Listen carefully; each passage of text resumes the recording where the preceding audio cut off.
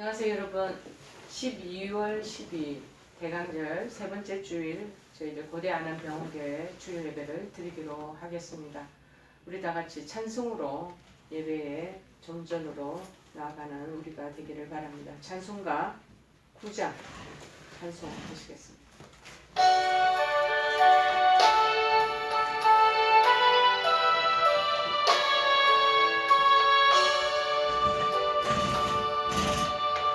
하늘에 가득 찬 영광의 하나님, 온 땅에 충만한 존귀하신 하나님, 생명과 빛으로 지혜와 권능으로 언제나 우리를 지키시는 하나님, 성부와 성자와 성령 삼위의 하나님, 우리 예배를 받아주시옵소서.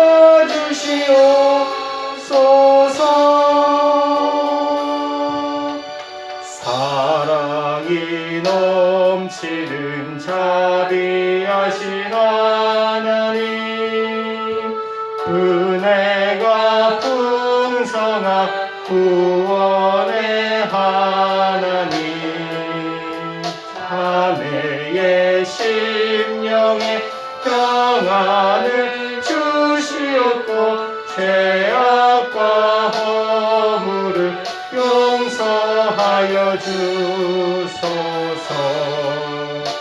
찬송과 영광과 생명 구원의 하나님, 우리 예배를 받아주시옵소서.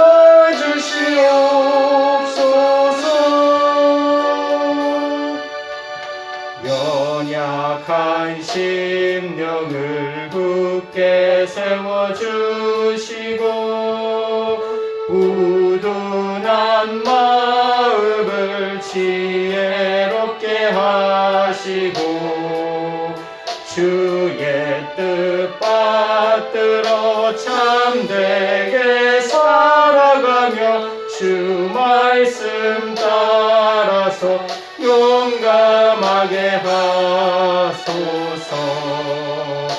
권능과 지혜와 사랑 은혜의 하나님, 우리 예배를 받아주시옵소서. 주 앞에 나올 때 우리 마음 기쁘고 그 말씀 힘되어 새 희망이 솟는다. 고난도 슬픔도 이기게 하시옵고 영원에 입되어 살아가게 하소서. 우리의 자랑과 기쁨 생명의 하나님, 우리 예배를 받아주시옵소서.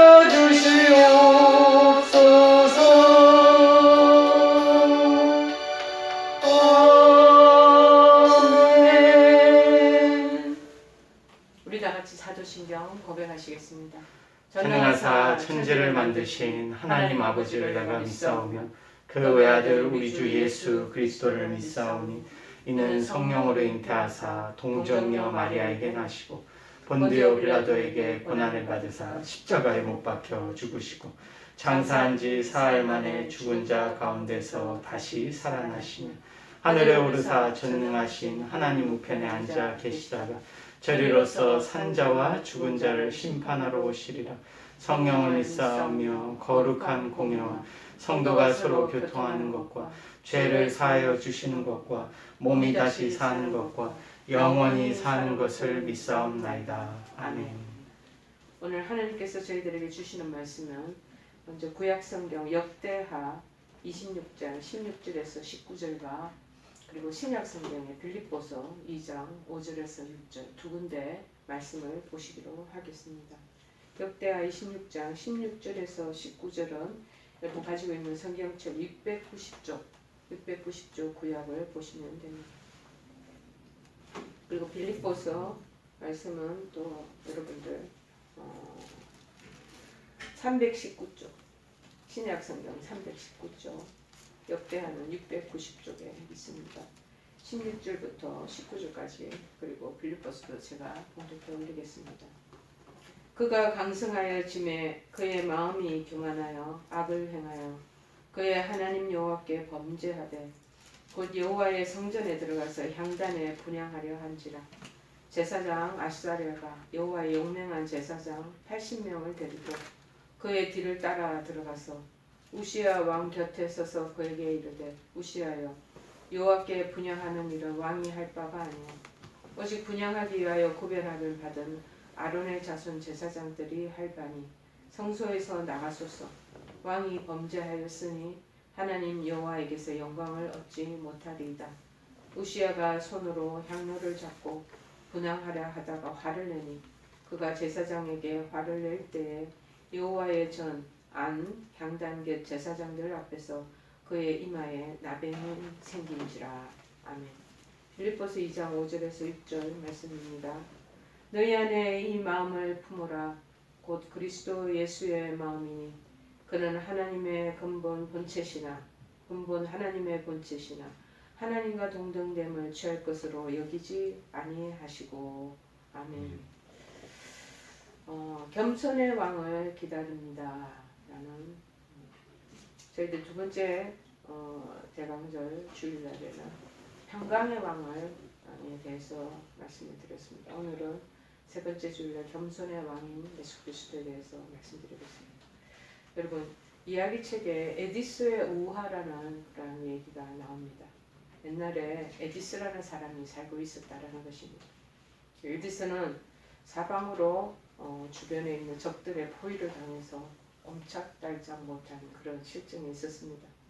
서쪽으로 가려고 하니 무서운 거인이 딱 버티고 있고, 그런데 그 거인의 이름이 에디스인 거예요. 본인의 이름하고 똑같죠. 동쪽으로 그래서 서쪽이 버티는 거인 때문에 무서워서 동쪽으로 또 가려 하니 막강한 나라가 가로막고 있는 것이죠. 자, 희한하게도 그런데 그 나라의 이름도 뭐냐? 에디스, 자기 이름하고 똑같은 거예요. 북쪽으로 이제 할 수 없이 방향을 틀었습니다. 가려 하니까 사나운 사자가 딱 버티고 있는 거. 자, 남쪽으로 이제 그럼 할 수 없다. 마지막으로 남쪽으로 향하자. 그리고 가려고 하니 큰 강이 있는데 그 강 안에 큰 악어들이 득실거리는 것이 목격되어 이러지도 못하고 저러지도 못하고 진퇴양난에 빠졌습니다. 그런데 북쪽에 있는 사자의 이름도 남쪽의 그 강 이름도 똑같이 에디스인 거예요. 자, 에디스를 가로막으며 대적하는 모든 이름이 자기와 동일한 에디스라는 이름을 가진 자였고 그러한 환경이었습니다. 자, 여기서 무엇을 말하려고자 하는 얘기가 담겨 있는 것입니까? 결국 이 우화는 나를 방해하고 가로막는 적은 바로 나 자신이라는 메시지를 지금 저희들에게 전해주고 있는 것입니다. 언제나 교만한 나 자신이 나를 가로막으면서 하나님께 나가는 길을 차단시킨다는 것을 알으라라는 그런 메시지가 여기 함축되어 있는 것입니다. 여러분, 자기 셀프, 내 자신의 가장 큰 적은 동서남북의 적군이나 거인이나 그렇지 않으면 사자도 악어도 아니고 내 안에 도사려 있는 교만이라는 그러한 말씀을 지금 말씀하고 있는 것입니다. 여러분, 원래 사람들은요 처음부터 교만한 사람은 없었습니다. 오늘 본문에 살펴보니 유다의 우시야 왕은 굉장히 겸손한 왕이었습니다. 그는 아버지를 본받아 주님께서 보시기에 하나님께서 보시기에 올바른 일들을 해 나간 그런 왕이 됐습니다. 저희 곁에는 또 하나님을 경외하도록 잘 가르쳐주는 영적인 지도자 스가랴가 있었습니다. 스가랴 선지자가 있었던 것이죠. 그래서 스가랴가 늘 함께하는 동안 우시아는 하나님의 뜻을 찾고 잘 따랐습니다. 그래서 하나님은 그가 하는 일마다 잘 되게 해주시는 거예요. 많은 나라가 적군들이 옆에 포진해 있어도 싸우면 늘 승리하며 이기도록 해주셨고, 그리고 마침내 그들로부터 조공도 받게 되는 그러는 우위의 이치를 차지하도록 하나님이 살펴주시는 거예요. 그렇게 이제 점점 강국의 미세를 떨치며 저 멀리 나중에는 역사적으로 보면 이집트의 그 땅까지 확장을 점점 해 나가게 되었습니다. 그래서 역대하 26장 3절 5절에 보면은 우시야가 왕위에 오를 때 나이가 16세라 예루살렘에서 52년간 다스립니다. 그의 어머니 이름은 여골리아요 예루살렘 사람이더라. 우시야가 그의 아버지 아마시아의 모든 행위대로 여호와 보시기에 정직하게 행하며, 5절에 보니까 하나님의 묵시를 밝게 하는 스가랴가 사는 날 동안에 하나님을 늘 찾았고, 그가 여호와를 찾을 동안에는 하나님이 형통하게 하셨더라라고 기록되어 있습니다. 비록 나이가 어리잖아요. 16세의 왕이 되었던 왕이지만 52년 동안 나라를 다스리는 그런 아주 위력 있는 왕이 되었던 것입니다. 그러니까 68세까지 그렇게 어릴 때부터 10대부터 시작해서 60년 넘었을 때까지 나라를 이끌어 갔으니 얼마나 참 훌륭한 왕입니까? 그래서 첫째 그가 왜 그렇게 나라를 잘 다스렸나? 여호와 보시기에 정직한 왕이었다. 그것이 4절에 나오잖아요. 그 묻힌 아마시아의 모든 행위대로 여호와 보시기에 정직히 행하였다. 둘째는 하나님이 형통케 왕이었다라는 거. 5절에 하나님 묵시를 밝게 하는 스가랴에 사는 날에 하나님을 구하였구나. 하나님께 애스크하고 하나님께 구하는 동안에는 하나님 다 길을 형통하게 해주시는 거예요. 뿐만 아니라 하나님이 도와주시는 7절에 보니까 하나님이 도우사 블레셋 사람과 부르바레그란 아라비아 사람과 마온 사람들을 치게 하신지라. 그 도우심으로 국력이 점점 강해지는 복을 누렸던 왕이 되었던 것입니다. 이렇게 여호와 보기에 정직히 행하고 하나님이 도와주셨기에 형통케 된 배경에는 그를 뒤에서 늘 돕던 사람이 있었다는 것입니다. 누구냐? 우시야의 영적 스승인 스가랴가 바로 그 장본인입니다. 5절의 말씀에 뭐하면 하나 묵시를 밝게 하는 하나님의 종이었다. 그 스가랴가 우시야의 영적 스승으로 그를 지도하고 인도할 때 우시야는 정말 하나님 보시기에 아름다운 정직하게 행하는 왕이라는 소리를 끊임없이 듣게 되는 것입니다. 여기서는 정직하다는 말은 거짓말을 안 한 것뿐만이 아니라 우상도 숭배하지 않고 오로지 하나님만을 섬기고 의지했다. 이 내 마음이 내포되어 있는 것이죠. 그러니 하나님께서 정말 그에게 은혜를 베푸셔서 하는 일마다 잘 되는 거예요. 번창하게 되고 또 강대국으로 다 군림할 수 있도록 하나님이 지지를 해주시는 거죠. 그래서 우리도 하나님 보시기에 이런 정말 우시아처럼 우리도 이렇게 지지받고 형통하게 되면 얼마나 좋겠습니까? 그러한 우리가 되기를 바랍니다. 우리도 또한 주변에 나보다 영적으로 월등한 그런 지도자를 옆에 멘토로 두고 그런 분들의 또 여러 가지 조언도 하나님 말씀의 깨달음도 듣고 그렇게 가면 큰 힘이 되지 않겠습니까? 저는 옛날에 초창기 신학 공부를 하고 주님의 은혜를 깨닫고 나아갈 때 영적인 지도자가 없어서 너무나 힘들었습니다. 스스로가 혼자서 하나님 앞에 몸부림치며 기도했고 성경 말씀 보면 스스로 터득하려고 애를 썼고 책자 기독교 여러 가지 관련 서적들을 보면서 그곳에서 하나님이 무엇을 말씀하시려는가 찾으려고 발견하려고 했었고 뭐 그랬던 그런 사람이었습니다. 그런데 참 중요한 거는 영적 지도자가 옆에서 기도해 주시며 또 그 다음에 갈 길들도 같이 고민하면서 안내해 주시고 그런 것들을 보도록 도와주시고 그러면 얼마나 좋겠습니까? 힘이 날 것 같아요.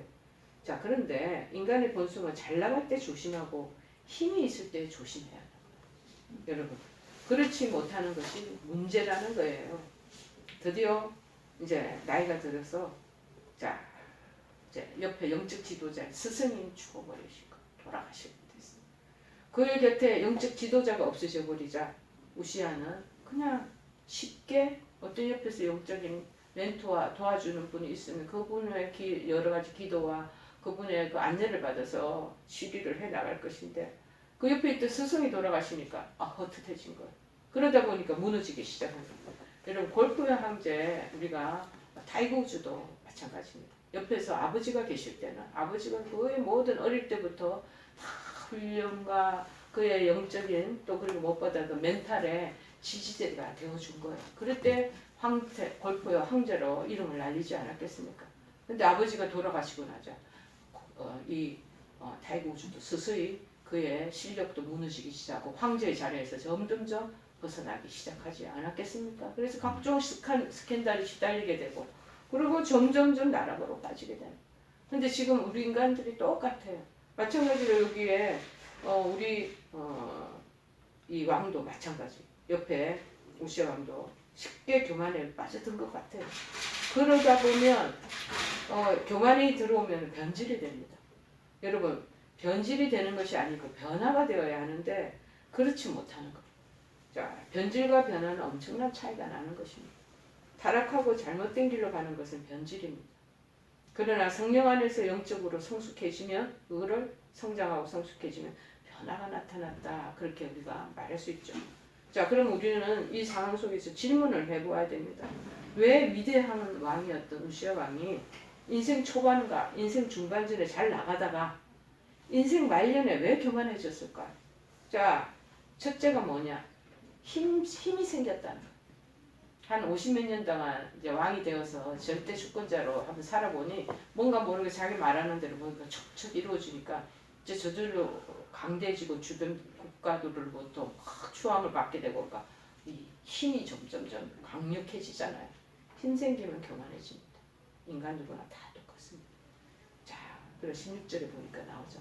그가 강성하여 짐에 그의 마음이 교만하여 악을 행했다. 그는 하나님의 은혜로 도움을 받아 강성한 나라를 통치합니다. 그러면 겸손해져야 되는데 인간은 그렇지 않나도 싶습니다.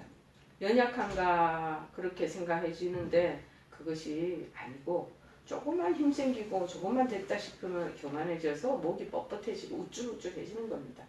그리고는 이거 내 힘으로 내 능력이 좋아서 내가 이렇게 나라를 잘 이끌어왔지 하고 착각하게 되는 거죠. 자, 나의 나된 것은 모든 것이 하나님의 은혜인 것입니다. 금방 그런데 그것을 잊어버리는 거예요. 우리 인간이. 그래서 교만의 물결을 자꾸 타게 된다는 것이죠. 우시아뿐만이 아니죠. 우리가 또 대대적으로 머릿속에 떠올리는 분이 누구예요? 사울왕이 그랬죠. 사울왕도 처음으로 하나님 뽑혀서 기름 받을 때는 얼마나 겸손했는가. 왕이 되어 오랫동안 임금으로 칙사대접을 받으니 교만해지기 시작한 거죠. 그래서 나중에 이 사무엘 옆에 선지자도 있었는데 사무엘 선지자도 무시하고 예배도 자기 멋대로 진내하고 결국 하나님이 이 사울을 왕으로 뽑은 걸 후회를 하시고 결국에는 사울을 버리시는 결과를 우리가 성경 통해서 볼 수 있습니다. 다윗 왕도 그랬습니다. 그가 겸손할 때는 하나님이 그를 막 높이고 그러셨어요.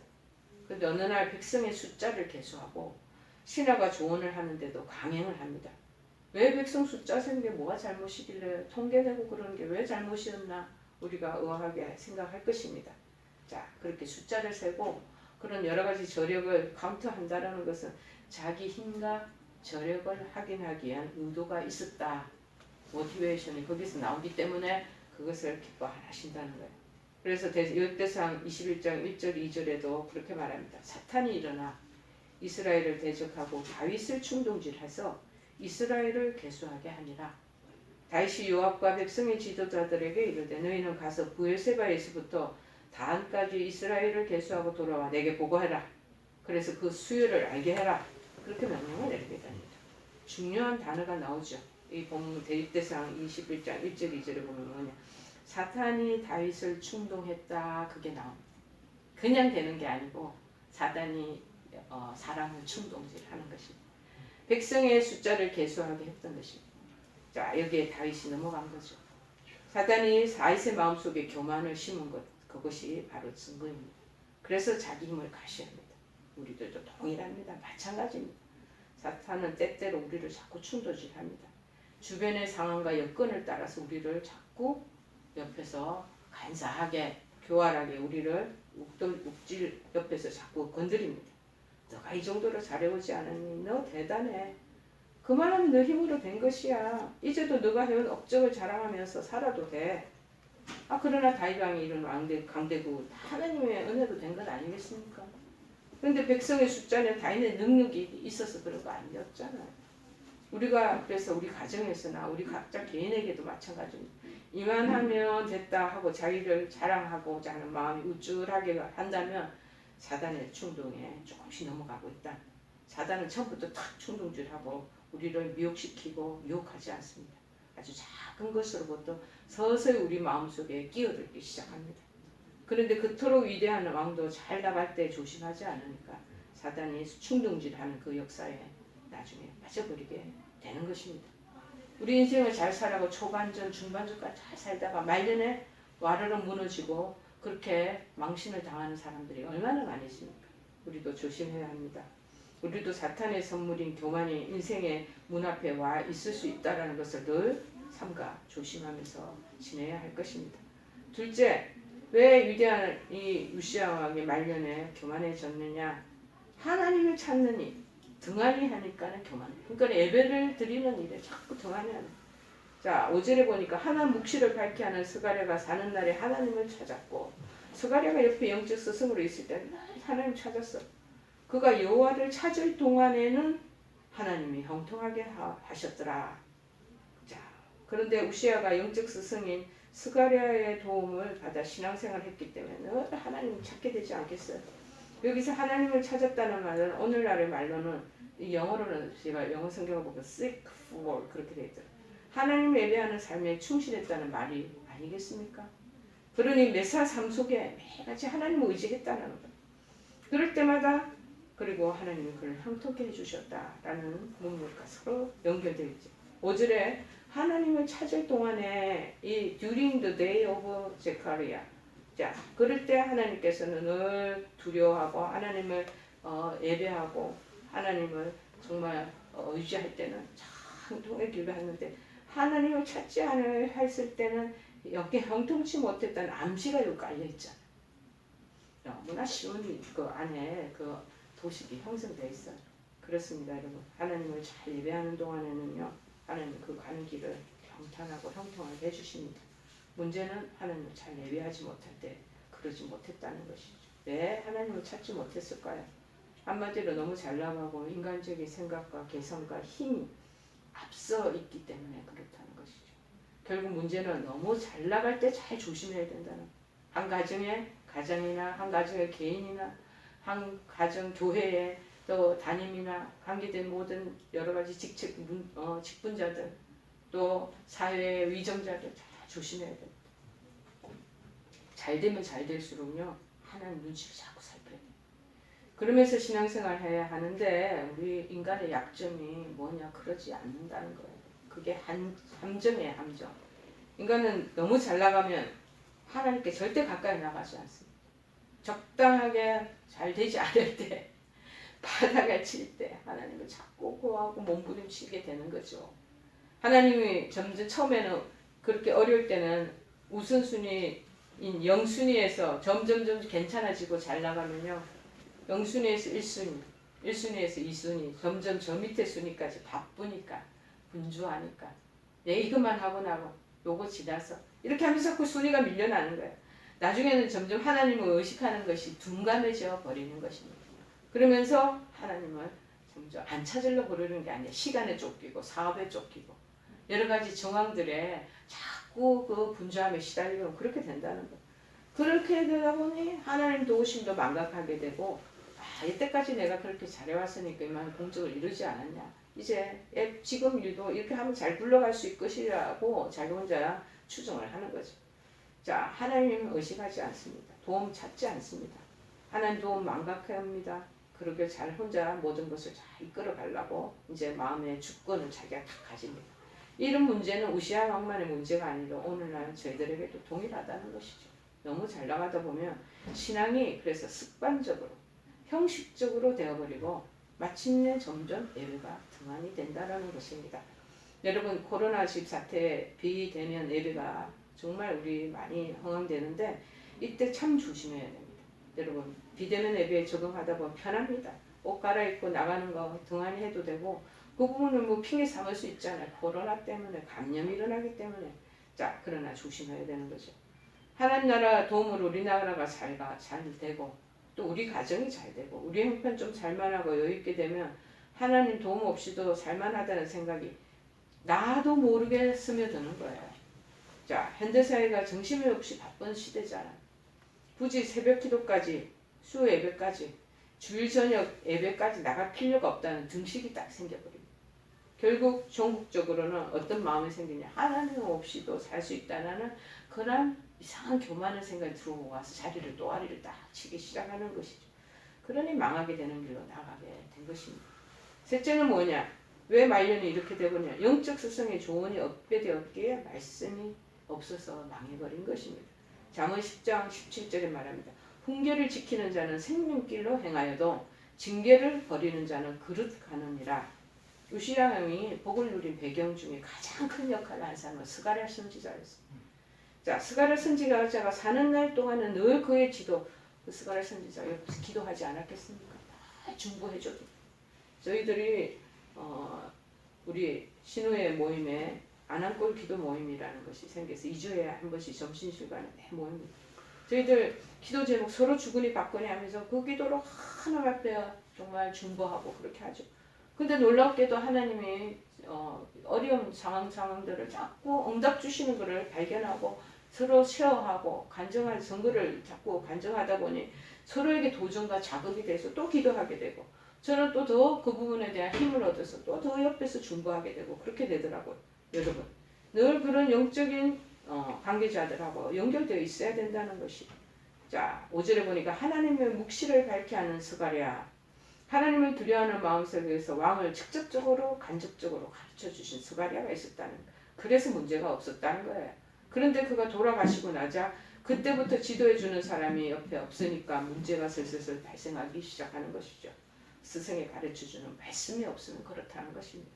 우리 안에 말씀에 지시가 없으면 성경 말씀의 가르침이 우리 안에 채워져 있지 않으면요. 또 그래 성령의 깨우침과 인도함이 없으면요. 그때 우리가 뭐냐. 왕이 스스로 왕이 되기 시작, 자칭 왕으로 점점 둔갑되기 시작하는 것이 무서울 게 없죠. 내가 모든 것을 다 통치하게 됩니다. 우시야 왕이 그래서 교만한 마음으로 바뀌어지기 시작하는 거죠. 교만의 왕이 턱하니 내 속에 자리 잡게 되는 거죠. 그래서 그 교만을 또 지적해주는 스승이나 신복이 있었더라면 또 괜찮아. 그런데 그 부분도 없었다는 거죠.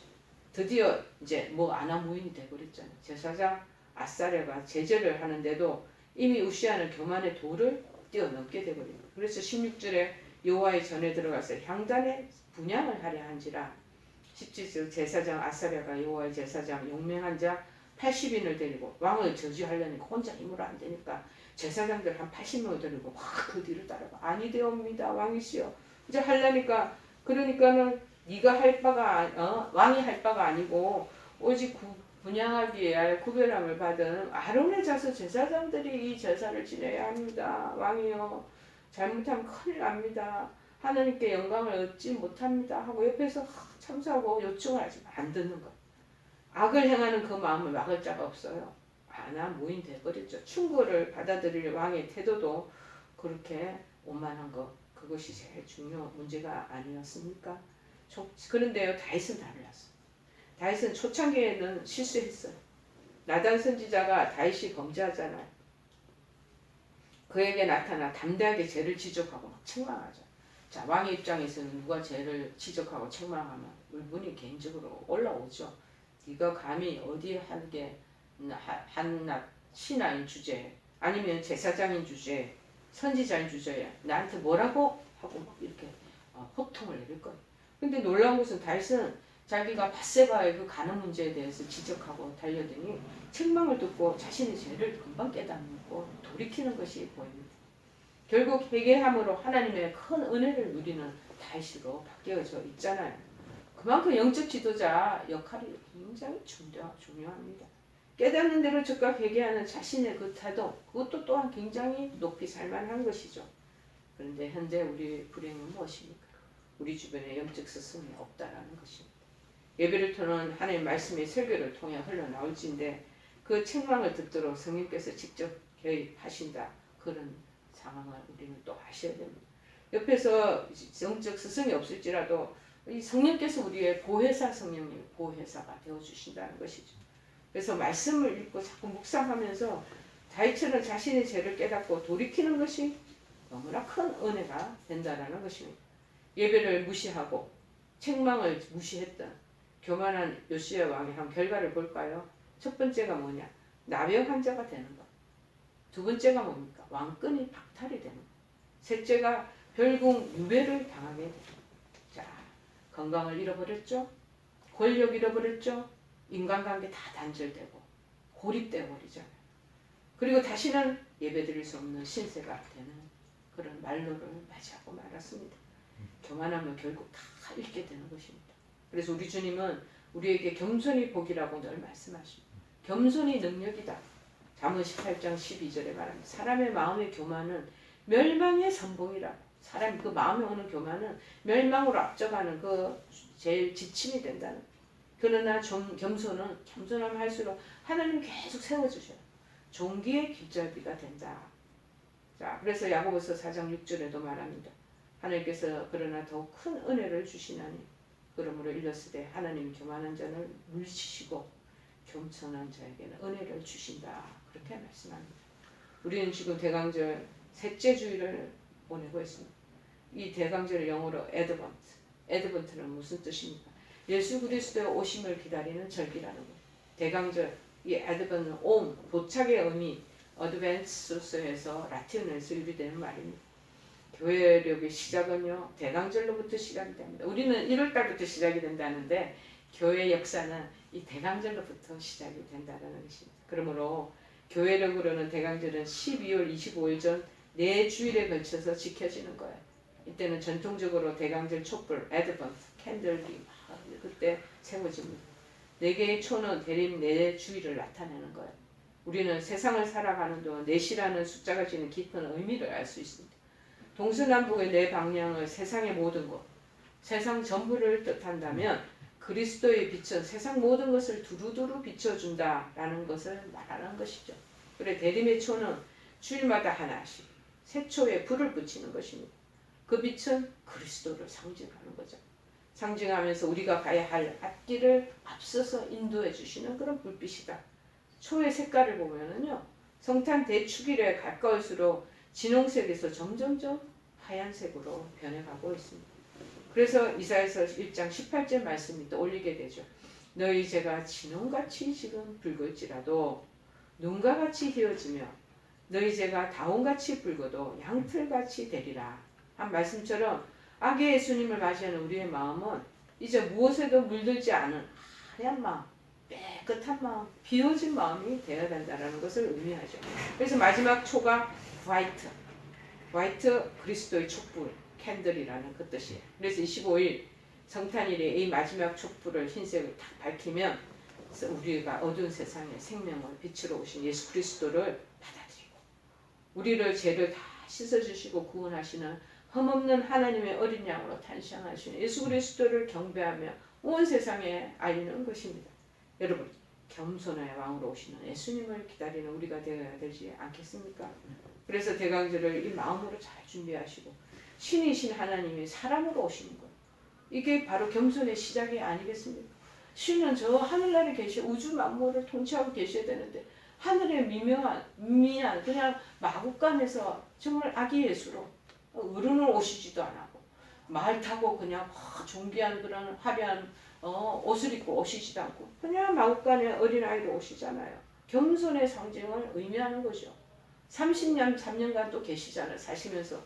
공생애를 마치고 인류를 구원하시기 위해 십자가의 죽으심. 이게 또 겸손의 총체적인 상징을 보여주고 있지 않습니까?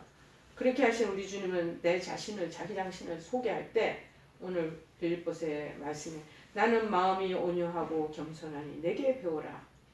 그리스도 예수의 마음을 배우라고, 품으라고.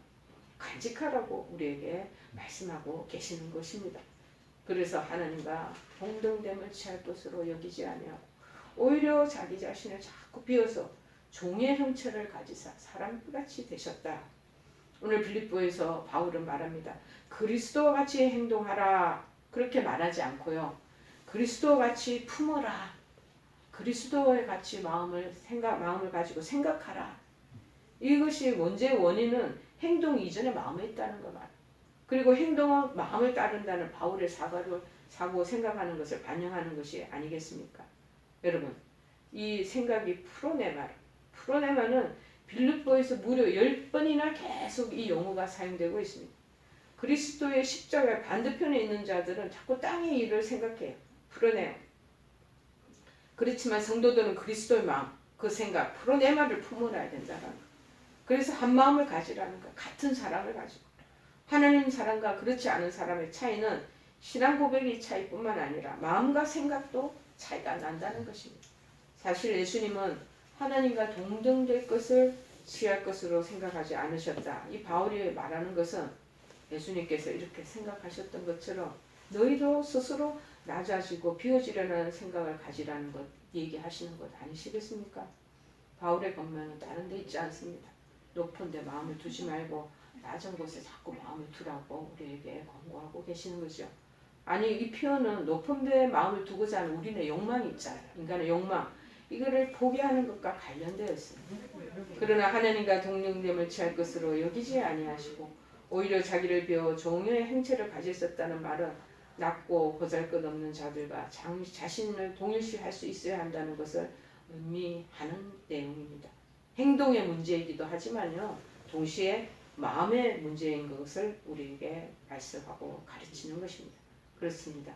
성경에는 교만에는 멸망이 따르고 거만에는 파멸이 따른다. 잠언 16장 10절에 언급하고 있습니다. 그러면서 우리에게 자꾸 그리스도 예수의 마음 겸손을 품으라고 권면하시는 거죠. 하나님 위에 서려는 오만과 교만의 마음을 내려놓는 이러한 대강절 세 번째 절기가 되기를 간절히 축원해 드립니다. 겸손의 왕으로 오시는 하나님 그 아들을 맞아들이는 마음의 준비가 우리에게 필요할 것입니다. 겸손의 왕을 우선순위로 세우시는 겸손한 저와 여러분들이 스스로 제자들이 되기를 축원합니다. 그 무엇보다도 그리스도 예수의 마음이 겸손의 순종으로 정말 순종하는 마음이 대림절기의 이 시간들을 가득 채워주기를 간절히 축원해 드립니다. 우리 찬송가 125장 찬송하시겠습니다.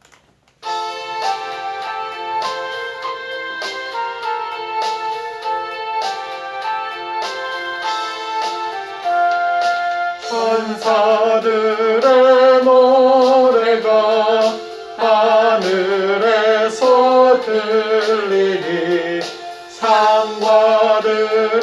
기뻐서 메아리쳐 울린다.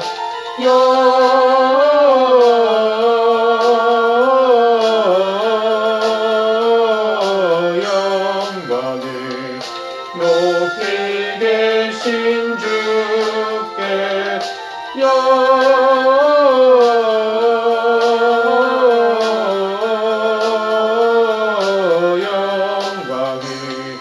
높이 계신 주님께 한밤중에 옥자들 양떼들을 지킬 때 아름다운 노래가 청아하게 들린다.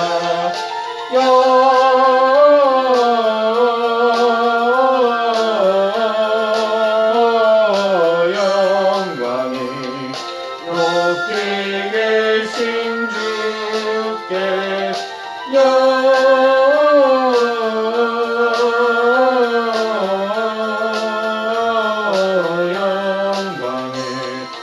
높이 계신 주님께 베들레헴 달려가 나시나기 예수께 꿇어 경배합시다. 하시다 탄생하신 아기께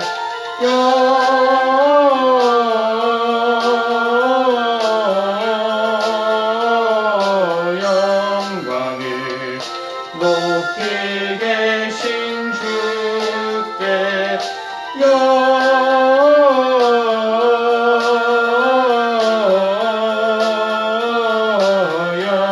영광을 높이 계신 주님께 구유 안에 누이신 어린 아기 예수께 우리들도 다 함께 기쁜 찬송 부르자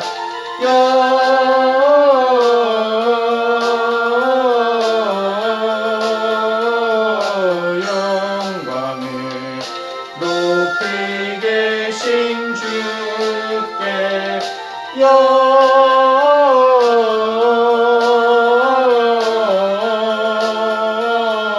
영광을 높이 계신 주님께 아멘. 축도함으로 이 예배 마치기로 하겠습니다. 하나님, 수많은 어려움과 유혹들이 우리 신앙의 발목을 잡습니다. 그 중에 가장 큰 어려움은 교만임을 깨닫게 해주셔서 고맙습니다. 대강절을 맞이하고 지내면서 겸손하게 이제 주님의 말씀 그리스도의 뜻을 따라 살아가는 저희들 될 수 있기를 원합니다.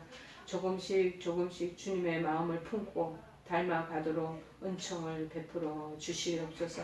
지금은 우리 주 예수 그리스도의 크신 은혜와 하나님 아버지의 극진하신 사랑하심과 성령님의 교통역사 충만하시는 은총들이 교만보다 겸손을 향하여 달려가고 내 자신을 겸손의 그 왕을 따르는 마음으로 품고 나아가고 살아가기를 소망하는 사랑하는 모든 한우들과 그 가족들과 이 방송을 시청하는 모든 하나님의 권속들 머리머리 위에 그들의 앞날 위에 그들의 기도 제목 위에 지금부터 영원토록 함께 하옵시기만을 간절히 축원하옵나이다. 아멘.